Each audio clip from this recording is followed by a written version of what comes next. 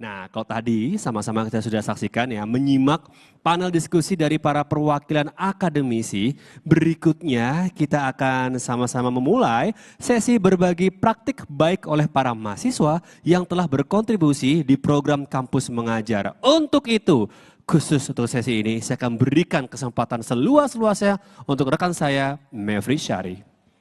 Terima kasih banyak Cesar Gunawan. Tadi sudah langsung kita sama-sama saksikan bagaimana sharing sessionnya panel diskusi pertama yang sudah dipandu dan seperti kata Cesar tadi. Sekarang waktunya saya akan membahas lebih dalam lagi tentang program-program yang ada dalam Kampus Merdeka. Di samping saya ini ada Hanifah Nurul Koyum yang merupakan mahasiswi Universitas Sarjana Wiyata Taman Siswa Yogyakarta. Apa kabar teman-teman? Di sini ada 3 orang teman-teman saya yang sudah menjalankan program mulai dari kampus mengajar. Saya mau bergeser ke yang ada di sebelah saya ini, ada Hanifah Nurul Koyum. Hanifah ini kampusnya asalnya dari Yogyakarta.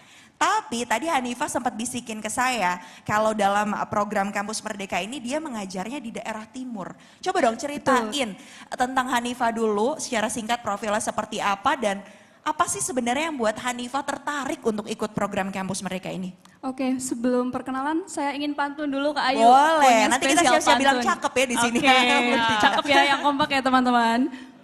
Mas Menteri pergi ke Papua. Cakep. Makan papeda, minumnya jus semangka. Cakep. Ada yang baru nih di pendidikan Indonesia. Kampus Merdeka namanya. Luar biasa. Luar biasa. Kampus Merdeka satu hal yang baru. Nah sekarang pertanyaannya Dea, luar biasa nih tepuk tangannya di sini. Apa yang bikin Ayu, Hanifah jadi tertarik nih untuk ikut program ini? Yang membuat saya tertarik itu salah satunya adalah lokasinya yang pertama. Karena itu ada di Indonesia Timur yang mana kita tahu semua pemerataan pendidikan di Indonesia kan masih perlu perbaikan, masih perlu perluasan seperti itu ya Kak. Nah sementara untuk program Kampus Merdeka ini yang saya ambil itu adalah kampus mengajar angkatan 1. Nah salah satu syarat utamanya itu kan adalah domisili ya Kak sebenarnya, domisili terdekat. Namun karena kebetulan saya lahirnya di Jawa Tengah, kuliahnya di Yogyakarta. Nah, saya memikirkan animo juga, animo diterima, peluang-peluang lain.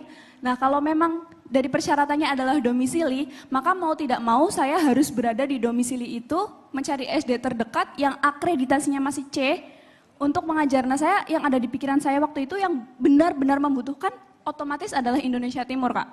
Nah, sebenarnya itu saya ingin sekali ke Papua. Niat awalnya ingin tinggal di Papua sebenarnya. Tapi setelah saya pikir-pikir, diskusi dengan orang tua juga tentunya dengan bahasanya merenung lah berhari-hari sebelum mendaftar itu. Kalau di Papua perempuan sendirian tinggal 3 bulan, sepertinya mungkin mental saya atau apa takutnya masih belum siap. Jadi saya memikirkan yang terdekat dulu nih dengan Papua. Akhirnya saya membidik Provinsi Maluku sebagai sasaran utama saya dan alhamdulillah lolos di Kota Ambon. Tepatnya di SD Negeri 92 Ambon, Kak. Wow, ini teman-teman dari SD Negeri yang ada di Ambon ini sepertinya mungkin sedang menyaksikan juga nih. Ada Kakak Hanifah di sini. Halo teman-teman semuanya. Itu pengalamannya apa aja yang paling diingat selama berada di sana? Tantangannya kan pasti banyak dong. Banyak banget Kak. Kalau dari pengalaman yang paling menarik selama mengajar di sana kan sebenarnya dari Mas Menteri itu mencanangkan 3 program. Yang pertama itu ada untuk program literasi numerasi, yang kedua adaptasi teknologi, dan administrasi sekolah. Dari 3 hal tersebut yang paling menarik dan paling kelompok saya sudah lakukan dan berkesan itu adalah adaptasi teknologi sosialisasi Kak. Jadi kami di sana mengajar Bapak Ibu guru, kami mengajar Google Classroom, cara menggunakan Google Form, menggunakan Zoom As, menggunakan Google Meet, itu kita memberikan materi itu ke Bapak Ibu guru. Belajar dari nol Belajar tuh ya Bapak dari Ibu nol dan gurunya, itu semangatnya luar biasa sekali Bapak Ibu guru di sekolah. Walaupun saat pembelajaran itu wifi-nya mohon maaf sebelumnya mungkin karena faktor sinyal di sana juga masih kadang jadi tantangan naik tersendiri turun. ya. Iya betul. Nah, dan satu lagi Kak, selama kita pengajaran adaptasi teknologi itu, ternyata masih ada Bapak Ibu guru yang mungkin masih kesulitan membuat email gitu Kak. Jadinya menjadi salah satu tugas dan semangat kita lah sebagai mahasiswa, sebagai kelompok SD Negeri 92 untuk memberikan pengajaran kepada Bapak Ibu. Itu pendekatannya gimana? Kan kalau kita ngomong sama orang tua harus juga menggunakan tutur kata yang baik, kemudian juga apalagi para guru di sana yang memang sudah lama ada di sana. Nah itu pendekatannya teman-teman dari program Kampus Merdeka ini seperti apa saat menyampaikan gagasannya? Ya, jadi pendekatannya di sana tentu sebelum melakukan pendekatan, sekolah sudah welcome dulu Kak. Benar-benar sudah terbuka. Tidak ada yang namanya penolakan, tidak tertutup sama sekali. Jadi sekolah kita mau melakukan apa? Mensupport. Tapi kembali lagi, masih kurangnya sarana prasarana, jaringan internet, fasilitas. Dan selama saya ngajar di sana Kak, saya hanya melihat ada satu laptop yang digunakan. Dan itu pun mungkin masih versi yang lumayan Upgrade ya. iya. Nah itu untuk Bapak Ibu guru saja menggunakan ponselnya mungkin masih tidak 100% sebagus teman-teman di Pulau Jawa.